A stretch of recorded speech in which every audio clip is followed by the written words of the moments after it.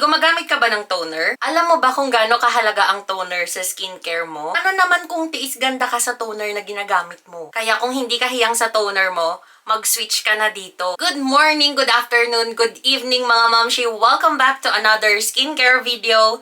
My name is Aya. Set aside your worries, it's okay now.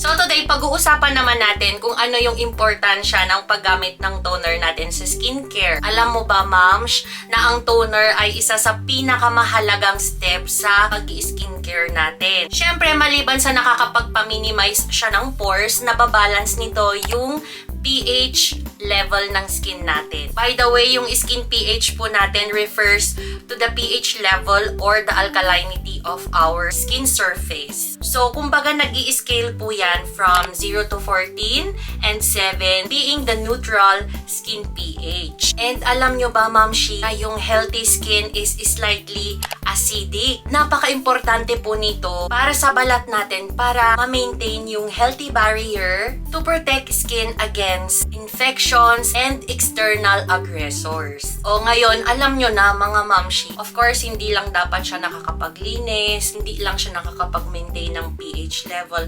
Gusto ko din natatanggal niya yung mga unwanted pigmentation ba, kumbaga. So, as of now, mga moms, pasensya naman kayo kung medyo haggard yung face ko kasi kakagaling ko lang sa trabaho. Tapos naisipan kong mag-vlog kasi ang tagal ko nang hindi nakakapag-vlog sa inyo, nakakapag-share sa inyo ng mga skincare. So, eto na yon siya mga mamshi. So, sana mapanood ninyo hanggang sa huli. So, konting rewind lang, history, kung ano yung ginagamit kong toner before. So, gumagamit ako ng RDL, diba? So, sa mga nakasubaybay sa akin, hindi na yan bago sa inyo. Kasi halos lahat ng content ko ay tungkol sa RDL solution. Pero sa totoo lang, sa RDL solution, medyo may mararamdaman kayong tiis ganda dun eh. May mga instances talaga na nagkakaroon ako ng irritation. Though, maganda naman siya yung product na yun. Nakatulong siya sa akin. So, naghanap ako ng mga skincare products na po pwede talaga while nagpapa-breastfeed ako and habang meron akong maliit na baby. This time mga mamshis, meron akong i-introduce sa inyo na product which is premium product. Solusyon nila sa unwanted hyperpigmentation. Dito sa product na to, hindi kayo makakaranas ng tiis ganda. So, ito yung ginagamit ko. Mantakin nyo mga moms, naka 4 bottles na ako. So, ito siya mga moms. Yung D'Alba White Truffle First Aromatic Toner. So, this is a serum water and it's vegan. By the way, mga momshies, this is made in Korea and of course, a Korean product. So, basahin ko lang, mamshi, yung description ng product na to, ha. Sabi dito, it's aromatic toner that provides extra hydration and radiance on the skin through vegan formula from white truffle extract from Italy. O, diba, shala? Para naman maniwala kayo na pang 4th bottle ko na to, mga mamshis. Ito yung mga napagpasyuhan kong mga toners or let's say yung bottles ng D'Alba. As in, simut na simut. Ubos na ubos siya, mga mams. Para naman maitapon ko na siya kasi hinihintay ko talaga tong pagkakataon na to na ma-share ko yung experience and of course, yung aking thoughts, yung pwede kong ma-share sa inyo kung bakit gustong-gusto ko tong toner na to. I am turning 40 next year. And yes, yung mga ganitong quality ng product talaga yung hinahanap ko. Yung may pagka-premium kasi syempre, hindi naman na tayo bumabata. Yung skin natin, mas kailangan talaga ng powerful solution. Ganun. Bali, yung size pala nito, mga moms, ay 155 ml. And kung napapansin niyo meron siya ditong oil. So, mamaya, explain ko yan kung bakit or kung para saan itong oil na to. So, as you can see, may pagka-oily yung face ko. Tapos, ay medyo nagpapawis nga ako dito sa area na to. Tapos, dito naman sa T-zone na to, hindi naman siya masyadong oily. But, yung pagkaka-oily ng face ko is kalat-kalat. Meron akong mga unwanted pores, of course. Mga open pores dito sa nose. Kasi, sino ba naman ang perfect ang balat? But, so far, ito yung balat ko, mga mamshis. Masasabi ko na may improvement naman siya after my pregnancy. Kasi, before talagang nangitim yung mga pekas ko. And sa pagtuloy-tuloy ko nagamit ng mga products ng D'Alba is umokay naman siya in fairness, especially sa texture ng balat ko. So, shortcut ko na to mga mamshis. Double cleansing pa rin. Kapag naguhugas ako ng face, the first step is gumagamit ako nito ng brush or silicone brush ng L&L Skin. So, by the way, ito, meron siyang, ayan, massager, And at the same time, nagre-release to ng heat sa aking face para matulungan din of course yung kumbaga pag-extract niya or pag-deep clean niya sa balat ko. So, after the cleansing oil, mga mamshis, diretso na ako sa toner. Alugin mo lang tong toner na to para maikalat yung oil na naipakita ko yun sa inyo kanina.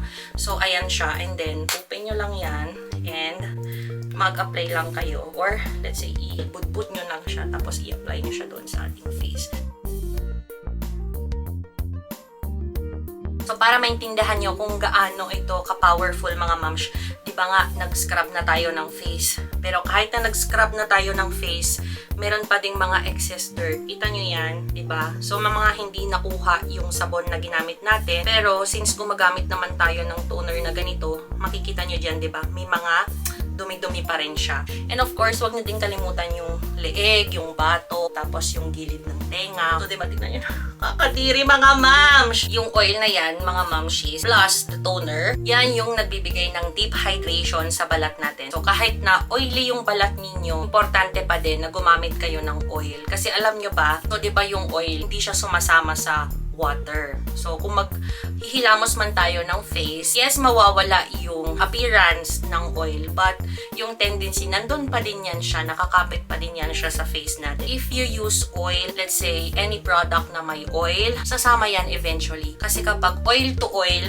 di ba kumakapit yun? Kapag oil to water, malamang humihiwalay yan. Diba sabi ko nga sa inyo kanina dito sa toner na to, hindi nyo mararanasan yung tiis ganda. Ito pa, diba pinag-usapan natin kanina yung pH level ng balat natin. So, itong D'Alba na to, hindi lang siya nakakapag-maintain. So, kung meron man kayong weak skin pH, ayan, i-correct niya yan siya mga mamshis. Kasi nga, mayaman na mayaman siya sa moisture at saka sa hydration. Siyempre pa mga mamshis, with the help of white truffle, kumbaga yung vitamin E, yung pinaka key factor dito yung tocopherol. Yun yung pinaka key factor niya talaga para makatulong siya sa mga pekas ko na mag-lessen yung visibility, let's say. Hindi man siya totally talaga nakakapagpawala siya ng hyperpigmentation, but mini-maintain niya talaga siya, mamshis, para hindi maging masyadong halata yung mga melasma or mga pekas natin sa face. O, diba? Sana na-explain ko sa inyo lang maigi itong toner na to, yung importance ng toner na to. And I'm so happy kasi alam nyo ba, mag-isang taon na akong gumagamit ng toner. Pero tingnan nyo naman yung balat ko mga mamshis. Talagang wala akong masay sa mga products ng D'Alba. Siyempre, patatanungin nyo kung saan siya mabibili. So, ako mga mamshis, nabibili ko to sa Amazon kasi mas nakakamura ako doon. So, ibibigay ko yung link doon sa comment box section in case na kayo po ay interesado. So, available po siya sa mga EU subscribers ko. Meron din akong link na ibibigay sa inyo from Shopee yata yun or Lazada. Yung nakita ko na, let's say, legit na nagbebenta ng mga products from D'Alba. So, yes, mga mamshis, ayan po yung aking ginagamit na toner. Kumbaga yung skincare ko na kompleto or full skincare, hindi ko na yan siya papakita kasi may mga videos na ako niyan. So, maraming salamat ulit sa inyong panonood. I will see you again in my next